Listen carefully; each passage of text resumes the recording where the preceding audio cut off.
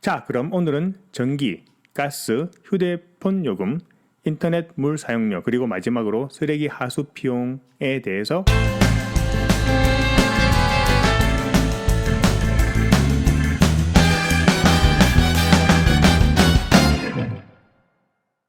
안녕하세요.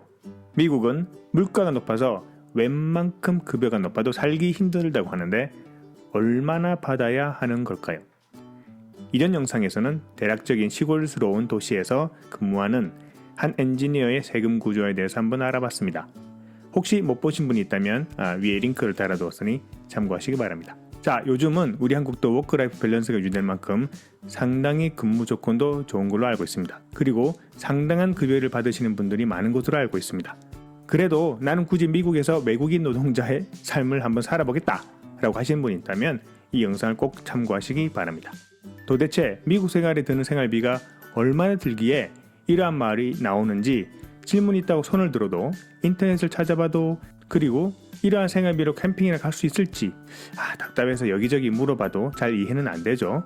인터넷에 올라오는 질문, 그러니까 usworking.com에 보면 30만 불을 동부에서 받는데 살아갈 수 있을까요? 처럼 사람들의 욕을 듣는 질문들이 엄청 많이 올라오죠. 왜냐하면 모든 사람들의 삶의 수준이 다르기 때문에 10만 불 이하로도 잘 사는 사람들이 많이 있죠. 단지 내가 어떻게 사느냐 하는 문제인 거지 급여의 문제가 아니라는 것입니다. 그래도 궁금한 건 어쩔 수 없습니다. 일단은 미국의 한 가정, 조금은 시골스러운 아이다호에 거주하는 경우에 예를 두고 미국 생활에서 기본 유틸리티 비용, 그러니까 전기, 수도, 인터넷, 통신 등 기본적으로 지출되는 금액이 대략적으로 얼마인지 알려드리려고 합니다. 근데 이 부분은 가정마다 사용의 수준이 다르기 때문에 산술적으로 말씀드리기는 힘듭니다. 한국과의 전기료만의 차이로도 설명이 안 됩니다. 왜냐하면 서로 사용량이 다르기 때문입니다. 그래서 미국의 주거 환경을 기준으로 실제 지출되는 유틸리티 비용을 말씀드리려고 합니다. 일반화하기 힘든 영역이니까 그냥 이러한 가정은 이 정도 수준으로 지출을 하는구나 하고 그냥 넘어가시면 될 것 같습니다. 제가 사는 곳도 사계절이 있죠. 봄, 여름, 가을, 겨울 이렇게 사계절이 있다 보니 여름에는 냉방을, 겨울에는 난방을 해야 됩니다. 여름에는 대략 한 최고 40도에 이르는 무더위가 있고요. 겨울에는 마이너스 17도 정도로 추울 때도 있고 눈도 오고 전체적으로 습도가 낮은 편이라 여름에는 한국과 같은 습식 사우나는 아니라서 그렇게 무덥게 느껴지지는 않습니다. 자, 이 이야기는 다음 보험 이야기랑 같이 한번 또 다루도록 하죠. 그래서 구독, 알림 설정해 두시면 빠르게 받아보실 수 있습니다. 자, 그럼 오늘은 전기, 가스, 휴대폰 요금, 인터넷 물 사용료, 그리고 마지막으로 쓰레기 하수 비용에 대해서 말씀드리겠습니다. 그리고 기준이 되는 집은 한 3,000 스퀘어 피트로 한국 전원주택 기준으로 보면 1, 2층이 있고 한 80평 정도 수준이고요. 각 층에 이제 냉난방 장치가 있고 항상 이제 온도는 자동 설정으로 되어서 자동으로 냉난방이 동작을 합니다. 여름에는 에어컨이 상시 돌아가는 구조라고 보시면 되고 이불은 그냥 두꺼운 이불로 좀 에어컨을 쓰고 자고 있기 때문에 좀 낭비스러운 면은 좀 있다고 할 수 있습니다. 자, 먼저 전기 요금입니다. 일반적으로 제가 사는 곳은 전기료가 좀 저렴한 편입니다. 여름에는 좀 무덥기 때문에 집에 에어컨이 반드시 있죠. 여름에는 대략 24도에서 25도 정도로 설정을 하고 더우면 온도를 좀 내립니다. 집에 있으면서 덥다라는 생각은 없다라고 보시면 되고요. 한참 더울 때 기준으로 보면 전기세가 180불 근처까지 갑니다. 이것을 이제 한국 제가 요금으로 환산해 보니까 대략 65만 원 정도네요. 전기는 중요한 지표라서 한번 확인해 봤습니다. 그래서 이제 높을 때는 이제 한 80불 정도까지 가고요. 낮을 때는 이제 10몇 불까지 떨어지니까 전체적으로 월 평균으로 이제 환산해 보면 한 대략적으로 한 70불 정도로 보시면 될 것 같습니다. 그 다음은 이제 가스 비용입니다. 주로 겨울에 가스를 많이 쓰고 여름에는 전기를 이제 많이 쓰는 서로 이제 상보적인 형태가 됩니다. 집에서 주로 이제 음식을 해 먹는 경향이 있고요. 겨울에는 많이 나오지만 월 평균으로 봤을 때 이것도 대략 한 70불 정도로 말씀드릴 수 있습니다. 자, 그럼 물입니다. 이제 city water인데요. 여기는 이제 2달에 한 번씩 청구가 되는데 샤워 자주 하고 그리고 세탁도 자주 하는 편이고 이제 잔디는 이제 시티 워터를 쓰는 경우가 있고 그 다음에 일리게이션을 쓰는 경우가 있는데 저희는 이제 시티 워터는 아니고 일리게이션을 사용하고 있습니다.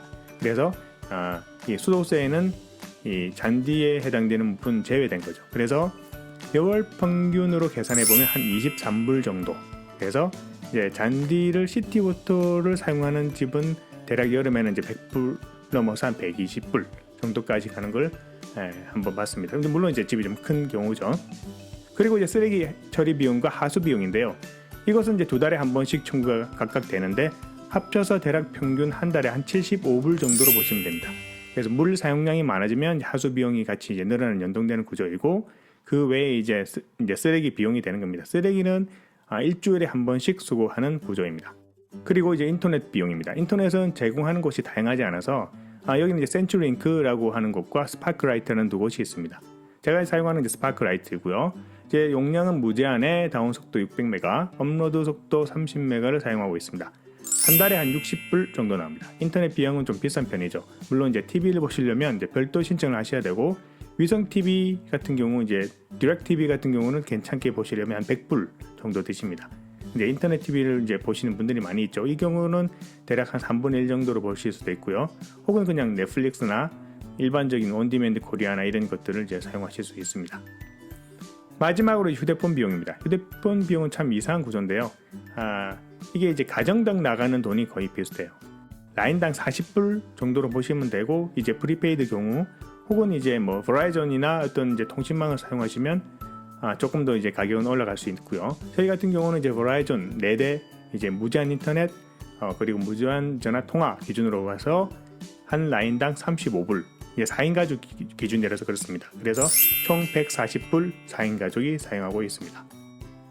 이렇게 해서 이제 모든 유틸리티 비용 합을 보면 전기 70불, 가스 70불, 수도 23불, 쓰레기 75불, 인터넷 60불, 휴대폰 140불.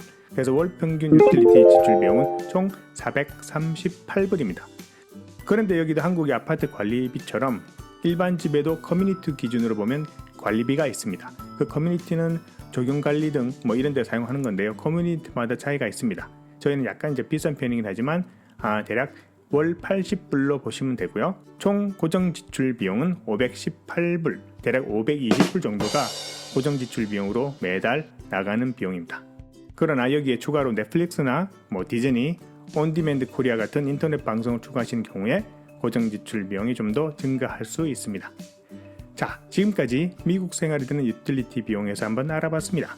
다음에는 미국에서 집 사기, 어떻게 집을 살 수 있고 어떻게 대출해야 되는지에 대해서 한번 알아보는 시간을 가져보도록 하겠습니다. 감사합니다.